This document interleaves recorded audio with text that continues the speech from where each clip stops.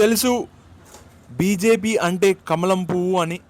ఇక్కడ ఇంటికాడ వచ్చేటప్పుడు కమల పువ్వు చూడడం జరిగింది. ఇక్కడికి వచ్చాను వ్యాపారానికి.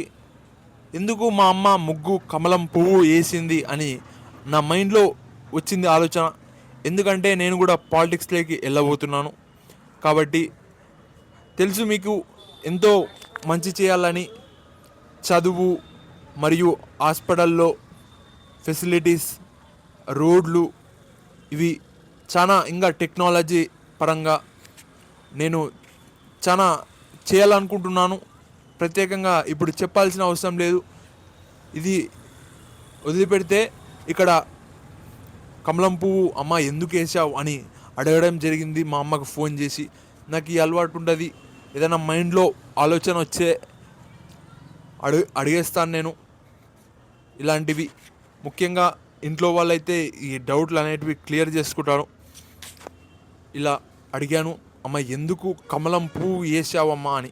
అది కమలం పువ్వు కాదు, రోజ్ పువ్వు, గులాబీ పువ్వు అని అంటారు రైచూర్లో అని చెప్పడం జరిగింది. సర్లే అమ్మ అని చెప్పా. మా అమ్మ ఉండి వేయకూడదా ముగ్గు అని చెప్పింది.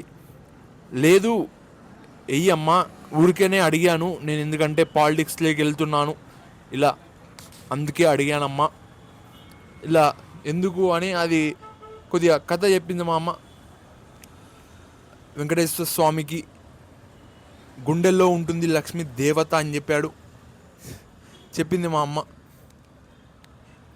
అమ్మ చెప్పిన తర్వాత నేనుండి కొద్దిగా లక్ష్మీ దేవత కూర్చుంటుంది కమలం పువ్వు పైన, బంగారు గుమ్మరిస్తూ, ఓకే, నాణ్యాలు పైసలతో సమానం అమ్మ.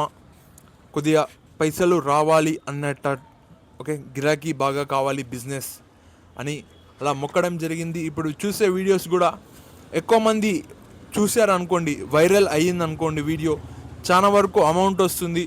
మీకు తెలుసు ఇలా ఏ విధంగా అయినా. ముఖ్యంగా మా డాడీ చాలా మంచి వ్యాపారస్తుడు అని చెప్పుకోవచ్చు. రైతులకి ఇక్కడ సర్వీస్ చేస్తున్నాడు, అప్పుడప్పుడు చాలా తక్కువ రేటుకి ఇస్తాడు, కొందరికైతే పడని రేటుకు కూడా ఇస్తుంటాడు. అలా మా డాడీ పైసల విషయంలో చాలా వరకు పైసలు సంపాదడం జరిగింది. నేనే ఈ కొత్తగా ఇది రాజకీయం అని అంటున్నాను. ఇక్కడ చేసిన కాడికి వ్యాపారం అనేది చేస్తున్నాను. అందుకు వేసింది మా అమ్మ కమలం పువ్వు. ఇంకా మా అమ్మకి ఎక్కువ ముగ్గులు రావంట కాబట్టి ఆ ముగ్గు వేసింది మా అమ్మ. ఇప్పుడు మనం చూస్తే పాలిటిక్స్ అనేది చాలా వరకు ఇంటి వరకు వచ్చాయని చెప్పుకోవచ్చు.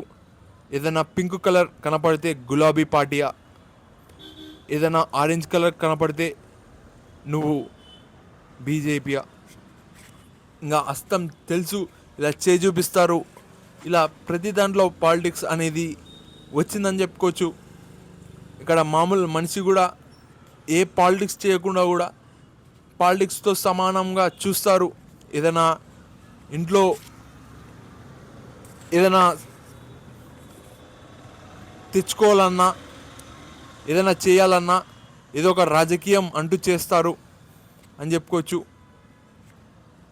ఇక్కడ ఒక స్కూల్లో వదులుదామని అనుకుంటారు, గవర్నమెంట్ స్కూల్లో. ఇక్కడ ప్రైవేట్ వాళ్ళు వచ్చి మేము మంచిగా చెప్తాం అని అంటారు. అది కూడా ఒక రాజకీయం అని చెప్పుకోవచ్చు. మనకు తెలియదు, దీన్ని కూడా రాజకీయంతో పోల్చొచ్చు. ఇలా చాలా వరకు వ్యాపారాలు అవి ఇవి ఇలా ప్రతి దాంట్లో రాజకీయం అనేది ఉంది. ఇంకా లోపలికి చెప్పాలంటే కొద్దిగా ఆలోచించి చెప్పాల్సి వస్తుంది. సరే అమ్మ, లక్ష్మీదేవత రావాలి, పైసలు రావాలి అని నేను కూడా అనుకున్నాను. పైసలకి నాకు అంత తెలియదని చెప్పుకోవచ్చు. ఇప్పుడిప్పుడు ఎదిగాను. చిన్నప్పటి నుంచి 25 ఏళ్ళు వచ్చాయి, ఇప్పుడు పైసల గుర్తొస్తాయి. మా డాడీకి అయితే తెలుసు పైసల విలువ.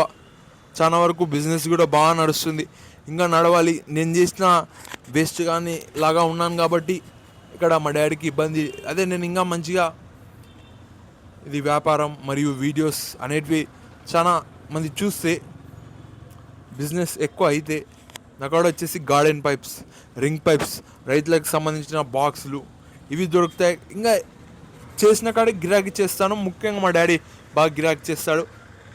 ఇలా ఉంది లక్ష్మీ దేవత గారి కమలం పువ్వు. మా అమ్మ ముగ్గు వేసిందని చెప్పుకోవచ్చు. Thank you. ఉంటాను. మరొక ప్రత్యేకమైన వీడియోతో వస్తాను. ఈరోజు వ్యూస్ రాకపోవచ్చు, రేపు చాలామంది వచ్చి చూస్తారు. లక్ష్మీ దేవత నాతో ఉంది, నేను మొక్కుతాను. Thank you.